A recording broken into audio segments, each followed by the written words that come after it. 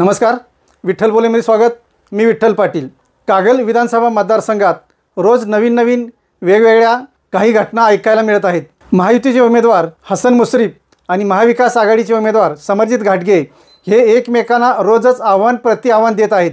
आणि हे आव्हान म्हणजे काही साधं सुद्धा नाही, तर त्यांचं आव्हान असं आहे की तुम्ही हे सिद्ध करा, मी निवडणुकीतून माघार घेतो, तुम्ही ते सिद्ध करा, मी निवडणुकीतून माघार घेतो।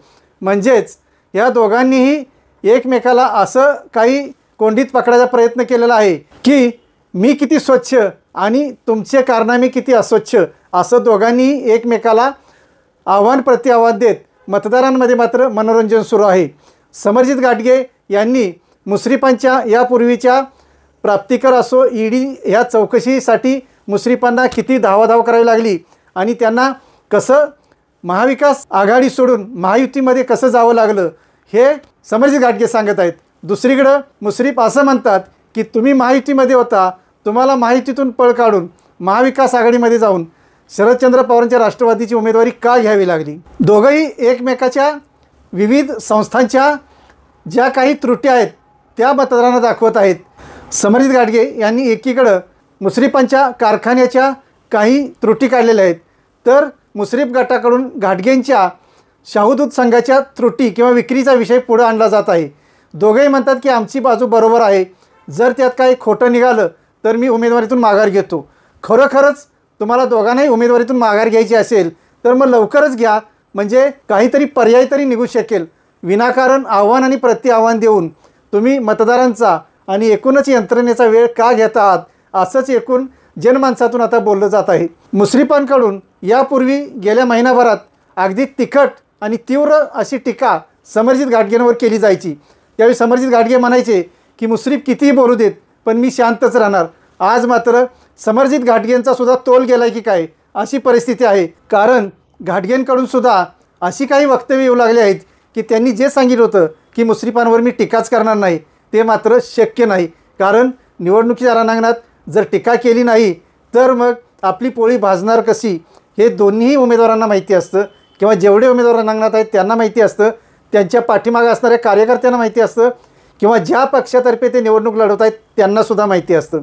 म्हणून या दोघांनी निवडणुकीतून माघार घेण्याचं आव्हान आणि प्रति आव्हान देण्याऐवजी मी निवडून आल्यानंतर काय करणार, मी निवडून आल्यानंतर लोकांच्या विकासासाठी, मतदारसंघाच्या विकासासाठी, 2 आणि 3 तालुक्यांच्या विकासासाठी कोणत्या योजना राबवणार हे मात्र अजूनपर्यंत दोघांकडूनही सांगितलं जात नाही। मुश्रीफांकडून एक सांगितलं जातं की गेल्या 20 वर्षाच्या काळात कागल तालुक्याचा कसा विकास केला। खरं तर कागल तालुक्याचा विकास मुश्रीफ यांनी केलाच असेल, पण पुढं काय भविष्यात करणार आहेत ते सुद्धा ते सांगत आहेत। समरजित घाटगेंकडे मात्र आपण गेल्या 20 वर्षात काय विकास केला हे सांगण्यासारखं नाही, कारण ते यापूर्वी कधी आमदारच नव्हते। म्हणूनच या दोघांकडे जे आता मुद्दे शिल्लक राहिलेले आहेत ते म्हणजे आव्हान आणि प्रति आव्हान। निवडणुकीतून माघार घेतो, अरे खरोखरच निवडणुकीतून माघार घ्यायची होती तर मग तुम्ही उमेदवारी अर्ज भरलेच कशाला? तुम्हाला अगोदरच माहिती होतं की समोरचे पैलवान कोण आहेत, समोरच्या पैलवानांना कशी टक्कर द्यायची आहे। विकासाच्या मुद्द्यावर किंवा ज्या काही त्रुटी आहेत, ज्या काही योजना राबवाव्या लागणार आहेत, ज्या सामाजिक उपक्रमाच्या योजना आणाव्या लागणार आहेत त्याच्यावर मात्र हे दोन्ही उमेदवार बोलत नाहीत। आणि बोलतायत ते हे सिद्ध करून दाखवा, मी उमेदवारी इथेच थांबवतो, माघार घेतो। माघार घेतो याचा अर्थ काय, पण माघार घ्यायची हिंमत दोघांमध्ये तरी आहे का, असाच सध्या कागल, उत्तूर, गडिंग्लज विभागातील मतदारांचा आणि सर्वसामान्यांचा सुद्धा प्रश्न आहे की हे दोघे माघार घेणारच नाहीत तर माघार घेतो म्हणायचं कशाला?